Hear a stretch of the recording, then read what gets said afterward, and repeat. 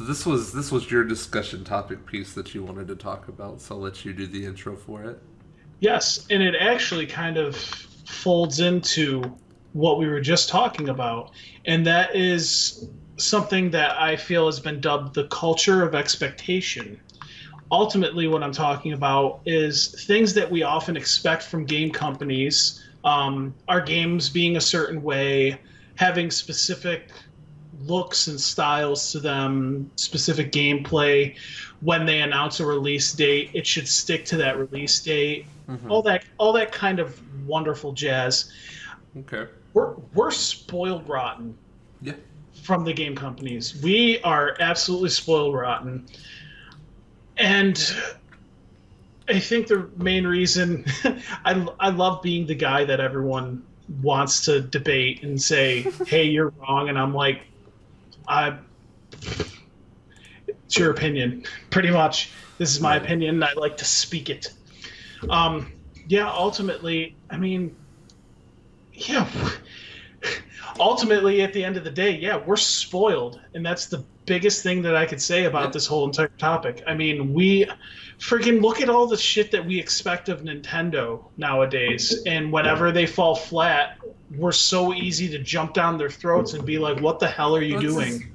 Hey, I don't want to generalize people here, but it's in my opinion, it's the fact that we look at Nintendo, we see how different they are, and we go, "Why can't you just be normal?" And they're the Why screaming kid in the background. Yeah. Yeah, Why you know, why but can't you just be a PC that looks nothing like a PC? But why can't you just be a normal game company? And Nintendo's like, "Because we never have been?" Question mark. yeah, the big thing with Nintendo is Nintendo does the one thing the other companies won't, and that's take risks, Innovate. innovate, I've always innovate. respected Nintendo for that. You can't They don't always make the wisest decisions, but they certainly, innovate. So certainly, and I can give you three examples of that. Being the Nintendo fanboy that I am, oh, I'm saying something bad about Nintendo. Listen, Nintendo is not a perfect company. They were they were the king and most noted for being the company to bring the video games back from a crash, the crash that Atari set up. yeah, they And then literally saved video games back in '85. they they definitely had a firm, tight grip on the market around the NES era because they had a lot of strict rules and regulations and stuff, which I personally argue that it was kind of a good thing that they had it because it kind of established the market for what it is today. At the I time. mean, yeah, for the time, absolutely, and yeah, they definitely had too firm a grip at one point in time. I mean, think about it. One company could only release 3 games a year. I mean, they certainly got around it. Yeah. Konami released Ultra games and made 3 games under Ultra, and then had Konami. I mean, then they were able to release 6 every year. Right. But when back in the Atari days, I didn't know this for the longest time until I listened to a completely unrelated podcast, but they happened to talk about video games during this. Here's a plug for the Let's Go to Court podcast. They they did a video game episode where Norm the gaming historian was a guest on, and he talked about the Nintendo versus Atari court case. And basically, I didn't know that companies like Purina Dog Chow made video game for the Atari 2600. Have you heard of that? I have because I watched that video too. So yeah, Oh, you did. yeah. Okay. I'm a big fan of Norms. Yeah, I love the video game story and stuff. yeah, Norm's great. I love his stuff. He was actually I bought his T-shirt before any other YouTubers because he was at Retro Game Con one year. I have no YouTubers T-shirt. I love that kind of stuff. I love supporting people who make really good content. I buy the AGDQ and SGDQ shirts. That's about it. Ah, there you go. I love them though too. Yeah, it's been a tradition of mine. Anyway, But yeah, um, could Could you imagine? Could you imagine if a company like Ubisoft only made 3 games a year? I just looked it up. They've done 12 as of right now, this year for alone. for this year, Yeah. And And that includes Assassin's Starlink? Creed. Is that including Starlink too? I don't know. Let me look it back up. Because I know that hasn't come out yet, so I don't know if the list you're going off of is the ones that have come out or are coming According out. to Google, Far Cry 5, Assassin's Creed, it did include Starlink. The Crew Okay. 2, For Honor, Just Dance, Transference for the VR, Mario and Rabbids Kingdom, Space Junkies, and Far Cry 5 DLC, and more stuff for Tom Clancy's Rainbow Six Siege. Gotcha. Here's, I think the only thing I really have to say about that is back in the day you had Nintendo, and then you had the Sega Master System, and then you had, who else was out there during that era? Who would have been the other noted 16-bit game console? What the Someone's screaming at me right now. I might have to look that up. But anyway, it was just a different time, honestly. Yeah, That no, would for be my sure. answer. But I mean, could you imagine? Like, I think things like that are good for like the lack of oversaturation. Yeah, Like, I think if companies like Ubisoft, if Square was limited to doing 3 games a year, I think we would have much better quality games, I agree. much better quality instead of just shit thrown at a wall Yeah, and hoping something lands. something like that just simply reminds me of like how you get an Assassin's Creed game every year, you get a Call of Duty every year. It's a 2K having to It's- choose 3 games. Oh, We'd never get another Borderlands. right? Never in our wildest dreams. Not that we're getting one anyway, because Truth. Truth. So, according to Wikipedia, I guess the games that kind of fall into the same time and era would have been the Famicom / NES, the Mark III / Sega Master System, Atari 7800, and the Atari XEGS. Okay. So you had those 4 systems to work off of, and correct me if I'm wrong, but who gives a shit about Atari in the 7800 age? Billy I mean- from the Game Chasers. Pretty much, he loves everything Atari, so, and that's fine. There's nothing wrong with that. But I Yeah. mean, you had Unless you have some nostalgia for it, I don't think there are many people that are looking to go back. Here's the thing. Let me go forward a console generation. Super Nintendo, Sega Genesis, and then for the very few 2 or 3 people in every state who had a TurboGrafx 16 Or a Jaguar. or a Jaguar. So yeah, 4 systems still. But think about it. Who are you going to buy a system for? Mm-hmm. Who, I mean, there were 2 systems essentially to most every Oh consumer. yeah, for sure. It was just the SNES. I remember a friend of mine had a Sega Saturn, and I was like, "What is this?" I actually did own a Saturn. I don't know how or why we got it, but I just remember Virtual Fighter, Yeah, we played And, a ton of Virtual Fighter on that. Sega Team Rally, and there was one other that I can't think of off the top of my head. But yeah, what are we getting at with this? We expect far too much from these companies. Pretty much. I mean, it's just I think it's an important thing to talk about simply because we get so many people that get caught up in, oh, I want this, I want that. I would kill. No, I wouldn't. I mean, I don't want to kill anybody or anything. Over exaggeration. We understand. It is an over exaggeration, but basically, there's. I would love to go back to the days of 3 games a year from companies. Despite the fact that in this culture and this climate right now, there's no way to make money if you're only creating 3 games a year, unless you're Stardew Valley, I guess. And Or Yacht Club. Or Yacht Shovel Club. Knight. I love Shovel Knight. Such a good game. I'm not going to get onto that, but anyway, it just I get it with the climate. There's no way you are able to make 3 games a year and really, really profit from it Right. unless you have a complete smash every single time. But here's the thing: who says that you wouldn't have a Smash if you literally focused on making 3 games a year, as opposed to the slew of Assassin's Creeds that are very subpar to most, if not all. I haven't played any of the recent ones, so I have no opinion. I played Assassin's Creed 1, and as soon as I turned that sucker on, I'm pretty sure I got texts from people saying, play 2. Don't play 1. Just play 2 first. And See, I like going back to see how the original... I love doing that, where it's like, you know, I have the original Fable, I have the original Bayonetta. I have a lot of, like, first games that are on my backlog to play, where it's like, you know, I don't have any qualms with this game, I don't know anything about it, and they're like, oh, we'll start with this one, you know, Dark Souls, you know, do 3 because 3 is better. Well, what about 1 though?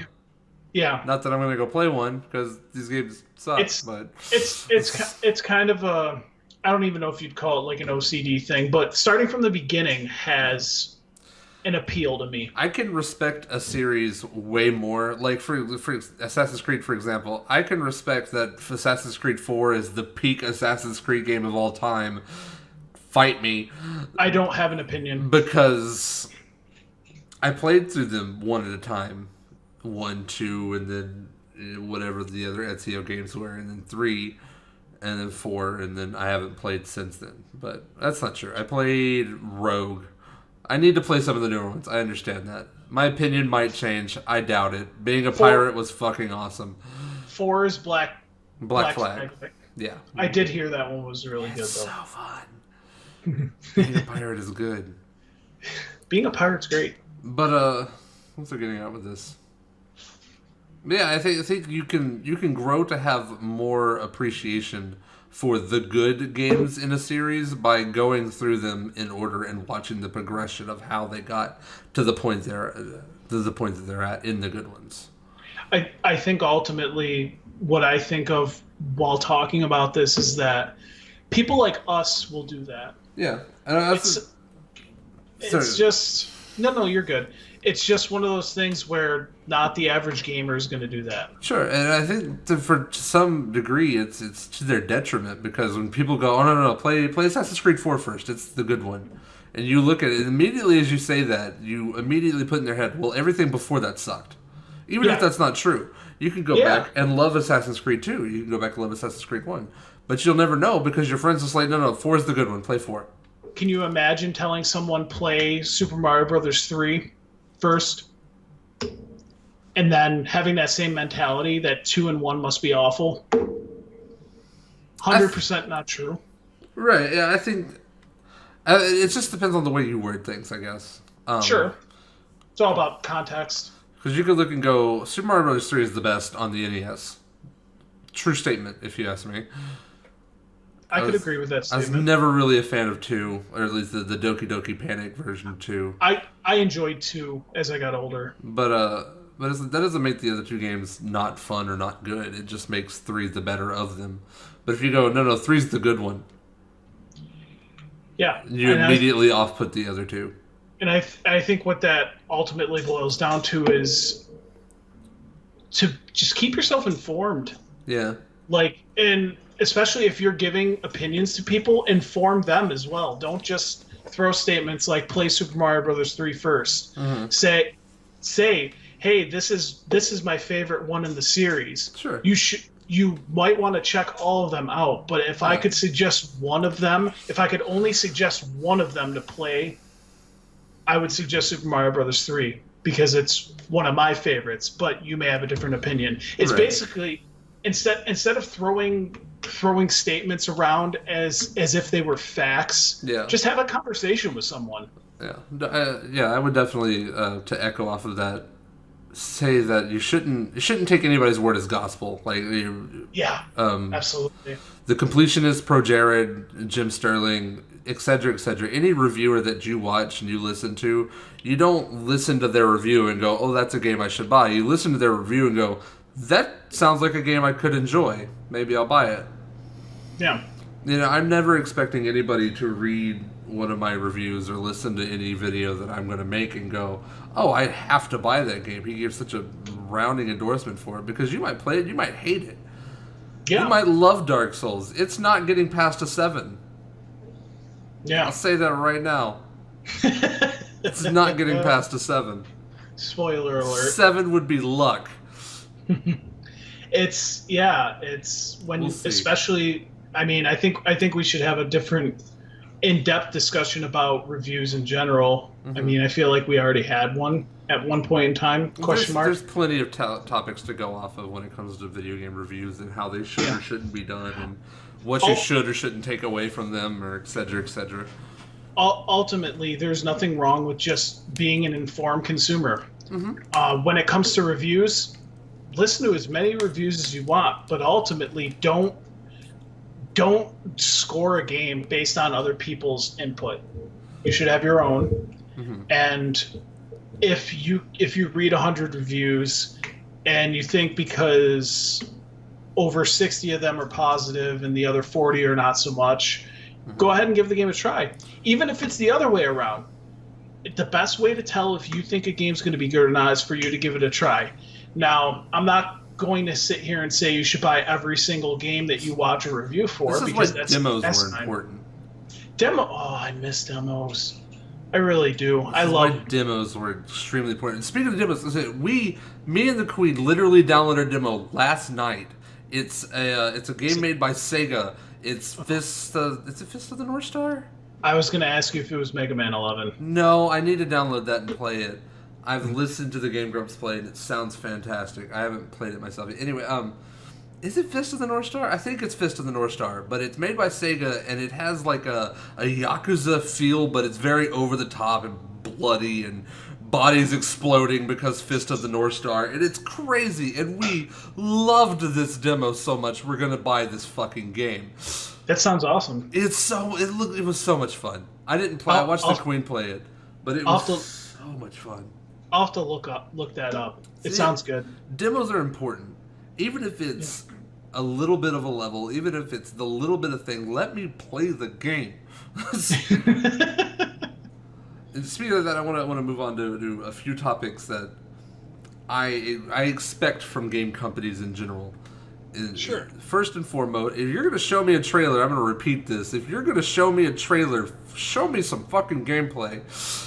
Actual gameplay. I'm so sick of seeing these beautiful cinematic trailers for a game we know nothing about. Hideo Kojima, I am looking at you. What the fuck is Death Stranding? Nobody knows. Battlefield. The Battlefield. But yeah, it's like, what are you talking about? These trailers are great, sure. Does that make me want to buy the game? No, because I have no idea what it's about. I have no idea how it looks or how it plays. Not even what it's about, but there's no gameplay. Yeah, I have no idea how the game plays. You're not seeing what you're buying. You're seeing what they want you to see. So as soon as the trailer shows that little thing that's like not actual gameplay footage, click, I'm done. I don't care. E3 has been disappointment after disappointment. It's why I love indie games. Because when indie games show me a trailer, I know what the game is. I'll call it right now. I said this a long time ago, but it's even more true now. Within 5 to 7 years, E3 is going to either be 100% different from it is today, or it will be gone. And I hope it's not gone, because E3 has a place in the gaming sphere. I know you don't. I didn't say I wanted it to go away. I know. I know exactly what you're saying. Especially after this past E3.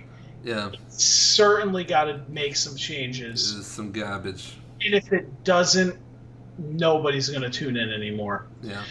We went from probably one of the best years Sony had to this previous year where it was very rough. Yeah.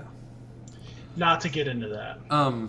Like I said, I've been away. I've had a lot of opinions boiled up inside of me. Really quick, and lastly, the last thing I really wanted to mention here is whenever you finish a fucking game, I understand day one patches are a thing, but please ship the game finished.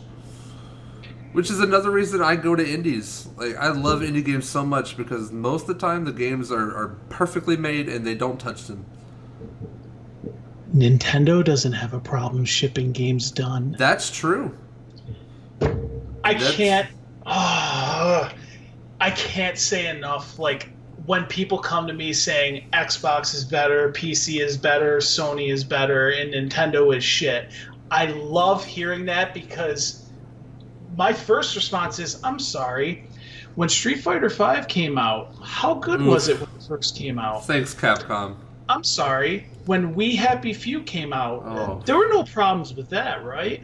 Despite the fact that We Happy Few, watching gameplay of it now, while it's entertaining because it has still a lot of problems, I do dig it. When I saw trailers for it, it'll be better in a year. Well, that's just it. And I'm sorry.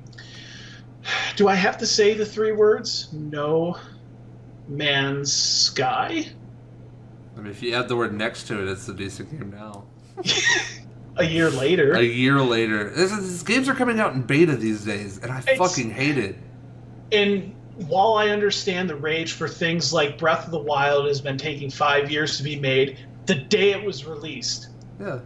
You tell me one person that was 100% disappointed with that game. See, Not partially, 100% disappointed. There's a weird, like tug of war going on between delaying the game and the hype for the game.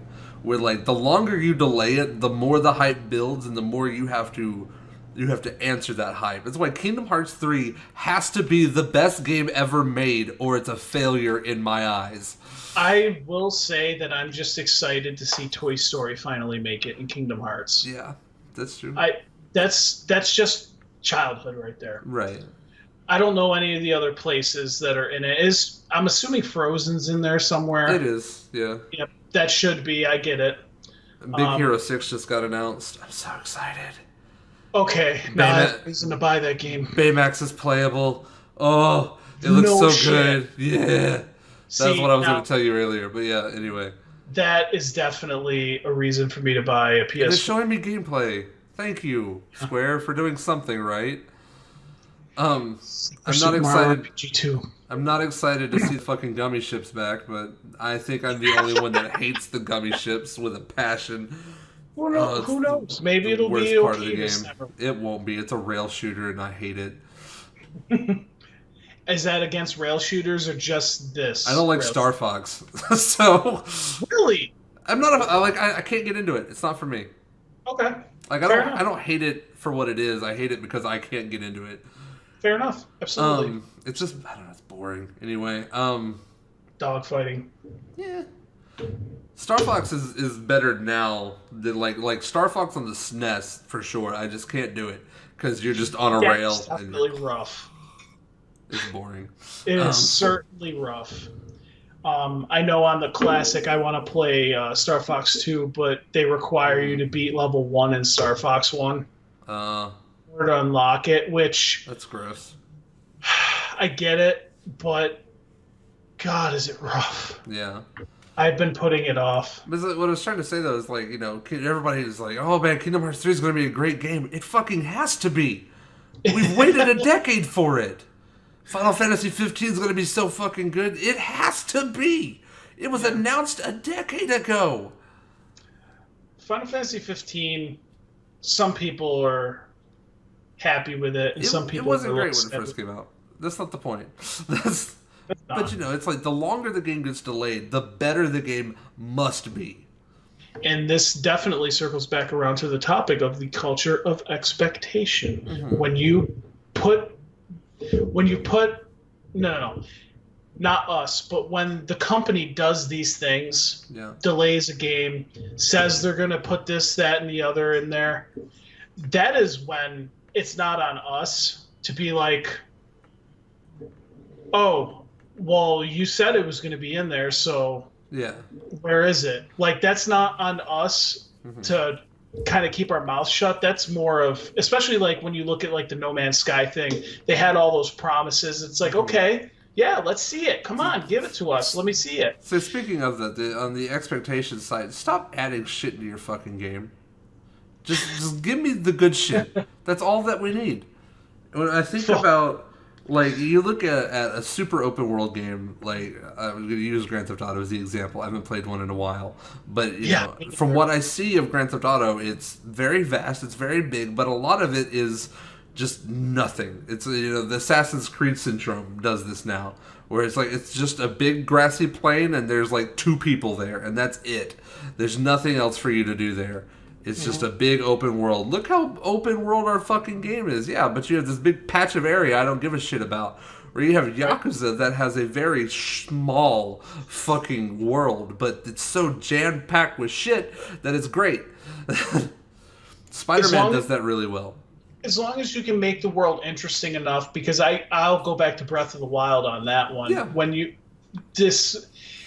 It has such a big open world in Breath of the Wild, but when you make such an interesting game with an interesting concept, with interesting areas, with something appealing to them, they make you want to explore them, whether there's something there or not. And I would argue that parts of Breath of the Wild are also just big open areas of nothing. But there's plenty.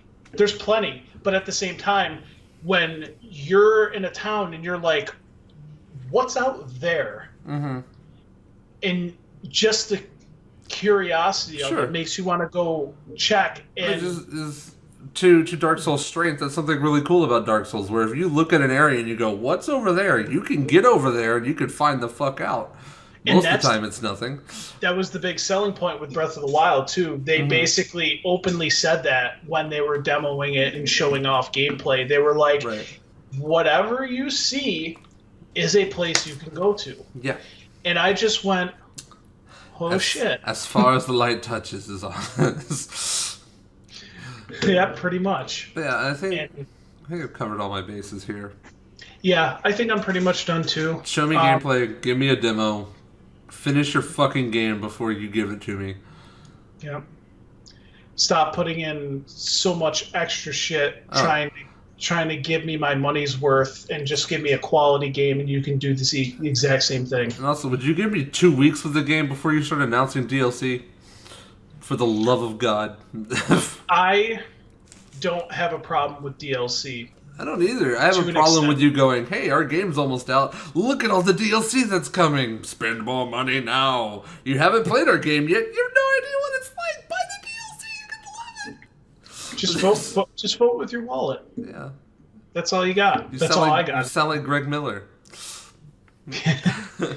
I sound like everyone who has a semi-level head about this stuff. Sure. But that's just how it is. I mean, that's the way game chasing go. That's right. I vote with my wallet every day. I have to pay my bills before I even think about touching a video game and buying it. Right. All right, I'm done. That's pretty much all I got. Oh my god. Next topic. We're at 3 hours. Yeah. Recording. Dr. Disrespect. Yeah. Oh, this is a doozy.